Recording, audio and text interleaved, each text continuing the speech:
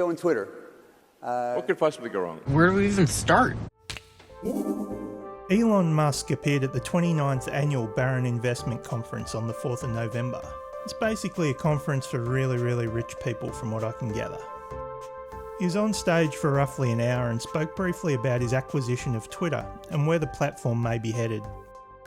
The link to the full 1 hour session is in the description, but let's take a look at some of what he had to say about Twitter and its future. Part of what I'm trying to achieve with this sort of enabling everyone to be payment verified with Twitter Blue is to try to get as many people payment verified as possible. It's only $8 a month, although for some people that were complaining about that, and these are people who pay more than that for their latte. I'm going to be one of your Twitter Blue customers. Thank you.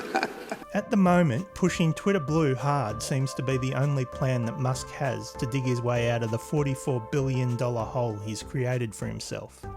The sales pitch, which looks to be the result of a company that's fired all of its copywriters, really zeroes in on the blue tick. Selling that tick breaks one of the few indicators of trust on Twitter, as well as massively misunderstanding its appeal. Any appeal in the verification blue tick came from its exclusivity. It signified an account of note and conferred some level of trust. When you can just buy a tick for $8, that appeal disappears in almost an instant. But there's more on that $8 a month. There is a huge problem with spam and bots and trolls on Twitter, and organizations trying to manipulate public opinion and just generally making the system worse. And I think that there is an answer to that, which is to get as many regular users of Twitter to be a subscriber for $8 a month. And you'll get a lot more than just a blue check mark for $8 a month, because now we can afford long-form video, long audio, podcasts. Let's pretend for a second that the $8 a month subscription isn't just a quick cash grab to prop up a company that by all accounts is hemorrhaging money and advertisers. How did they see this thing playing out? Introducing a feature that allowed anyone with $8 to display the icon that had long been recognised as a verification badge? How could no one see that as being anything other than a troll's wet dream? It took all of about 10 minutes of the pay per tick feature to go live for the world to realise what a bad idea it had been. Sparking the sort of chaos you could only imagine would see advertisers running screaming from the dumpster fire. The verified fake accounts sprung up everywhere. There was some sports stuff, there was Coke versus Pepsi shots fired, there were enough fake Donalds to fill a hard drive, and some not so subtle Tesla swipes. Even Jesus was verified and engaging in some sparring with CNN. It's all fun and games until someone loses a few $1 billion. Here are a couple of examples I've seen where verified fake accounts may well have shaved off billions of dollars from a company's share values. The most well documented so far appears to be Eli Lilly, an American pharmaceutical company. When a fake verified Eli Lilly account tweeted that insulin would be free, the real Eli Lilly's share prices took an almost immediate nosedive.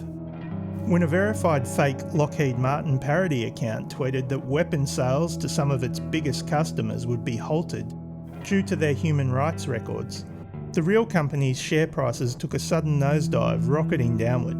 I see what you did there. I think this, which is probably the best use of this particular meme format, best sums up the situation. Indeed.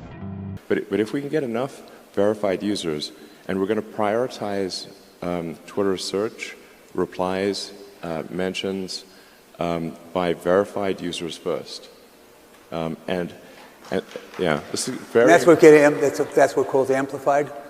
Yes. If you're payment verified with a blue checkmark, then you're prioritized.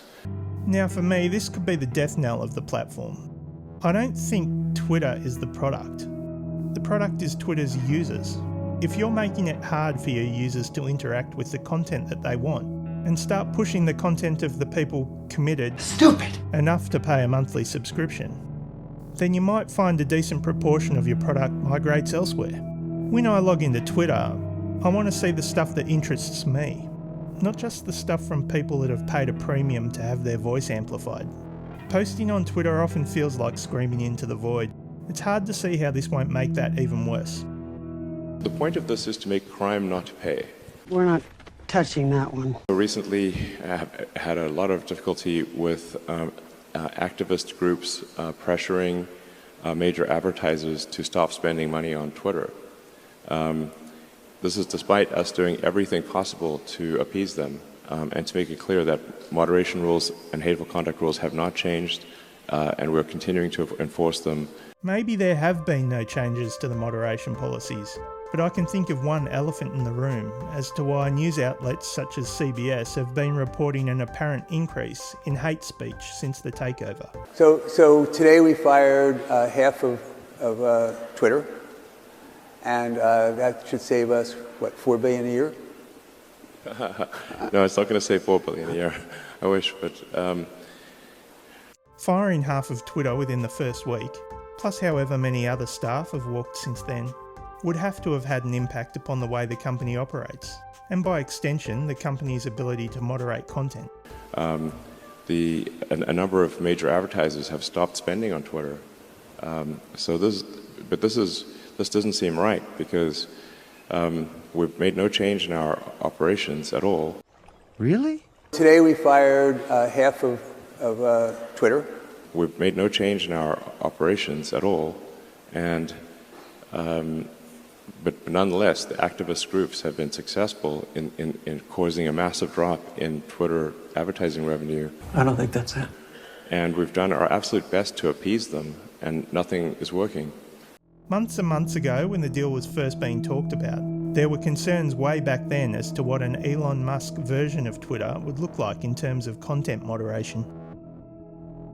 If you go back through the back catalogue of Musk's tweets, you can understand why advertisers might be nervous about his free speech for $8 a month approach. He's got his finger on the pulse of young America.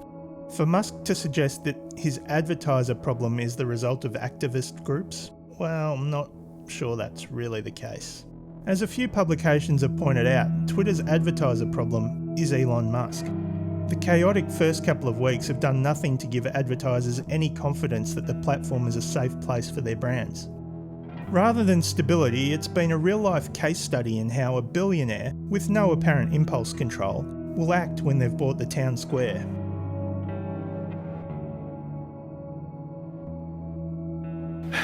Twitter has become kind of the de facto town square. It's important to the function of democracy. It's important to the function of the United States as a free country and many other countries, and to help freedom in the world. A good sign as to whether there is free speech is someone you don't like allowed to say something you don't like.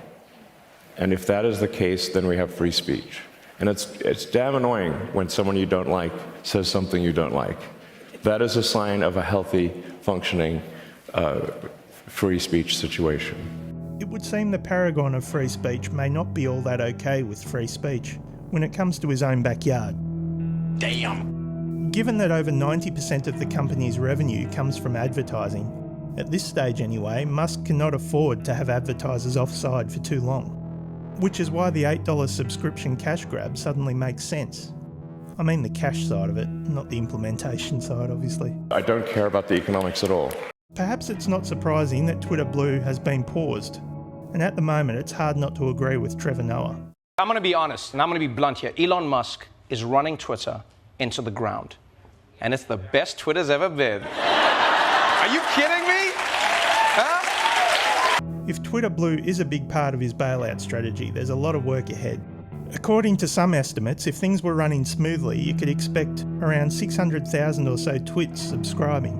Well short of where they need to be if Musk is targeting half of the company's revenue to come from subscriptions. In the meantime, a Twitter user called Catan has shared a very handy search trick to identify who among your followers has paid for the blue tick of shame. This will be a really handy tool if you want to spot the Elon stands and any crypto bros you might have lurking in your Twitter circle. And I won't personally be, in there editing tweets.